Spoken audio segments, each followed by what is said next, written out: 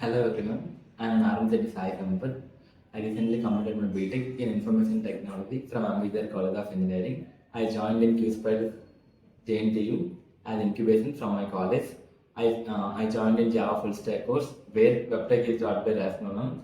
After completing the course, I can build websites on my own without using any AI. I completed SQL from Nanda sir, where I can write any queries without using AI on my own, and now I can write the while I have completed Java with Kaushik sir, where I can write any code with my own without using any AI. So the training in QSPIT is not only with theoretical but also in practical. They conducted mock interviews. They also conducted grooming sessions, and they will add requirements when we match with the requirements.